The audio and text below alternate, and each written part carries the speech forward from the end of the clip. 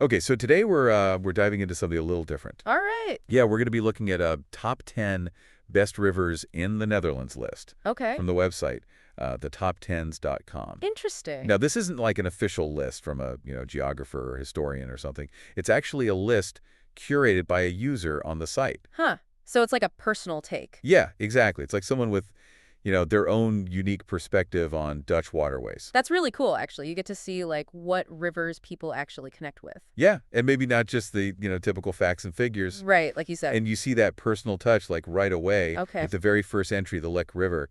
Next to it, the commenter just adds, "Lol, it's close to my house." Haha, that's great. It's like their own little hidden gem. And it really speaks to how close the Dutch are to their rivers, you know? Yeah. Like being a low-lying country, the Netherlands has always relied on its rivers for everything. Right. You know, transport, trade, even flood control, and just recreation. So let's actually get into the list now. Sure. First up is the IJssel. Okay. Now, I remember learning a little bit about this one back in school, Uh-huh. but can you refresh my memory? What makes the IJssel stand out? Well, the IJssel is what's called a distributary of the Rhine, Okay. meaning it branches off from the main river and creates its own path. Oh, interesting. Yeah, and it cuts right through the Netherlands, and it was historically a really important trade route, I see. connecting cities like Deventer and Kampen. These days, it's more known for boating and water sports. That makes sense. And then we have the Linge. The Linge, yeah. And the list mentions it's the longest river entirely within the Netherlands. Okay. So is there something, culturally or historically important about that? For sure. Being entirely within the Netherlands gives it a special place, you know? Right. It's almost like this symbol of the country's independence being separate from the Rhine, which flows through so many different countries. Oh, that's interesting. Yeah, and it's also just beautiful. It has this really meandering course that attracts, boaters and nature lovers. Gotcha. Next on the list is the Wall. Okay. Now, I know it's one of the main branches of the Rhine, Yes. but isn't it considered even more important for navigation than the Rhine itself? Oh, for sure. It's wider and deeper. Yep. So it carries a ton of freight traffic. Big ships can navigate it easily. It's super important for the Dutch economy, connecting the port of Rotterdam to the rest of Europe. Makes sense. But it's also a part of this complex system of dikes and canals that protect the Netherlands from flooding. Right. It's incredible engineering, a real testament to the Dutch people's ingenuity. Yeah, for sure. And now we're back to the Lek, Back to the lake. our friend's favorite river because it's close to home. Right. It's funny how personal preference plays into this list. Yeah. Like the Lek might not be the most historically significant or anything, Uh-huh.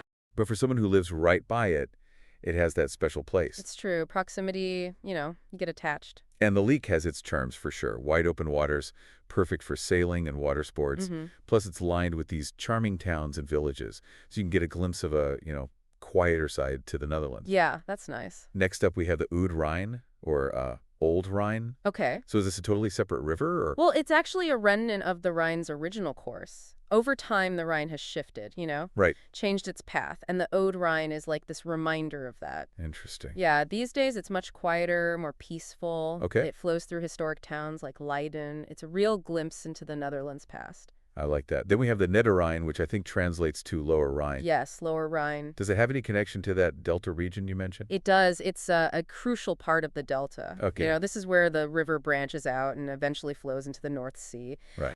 And it's really important ecologically with a ton of diverse habitats and species. Yeah, And of course, it's also economically important with all the ports and industries along it. makes sense.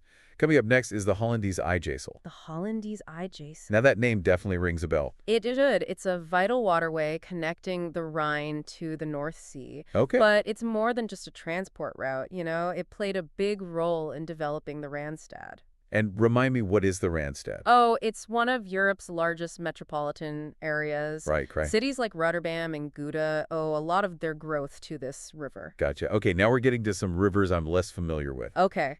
Tell me about the Dongs. So the Don, it's smaller than some of the others. Okay. But it has a special significance in its region, North Brabant. Uh-huh. It flows through this landscape with like classic windmills and farmlands. I see. Really captures the Dutch countryside, Yeah, I can picture it. Next is the Berwyn. The Berwyn, yeah. I love that name. Sounds almost musical. It does, and it has a cool story too. Okay. It actually originates in Belgium and then flows into the Netherlands. Oh, wow. So it's a reminder that these river systems, they don't care about borders. Right. They connect us to this shared natural heritage. That's a good point.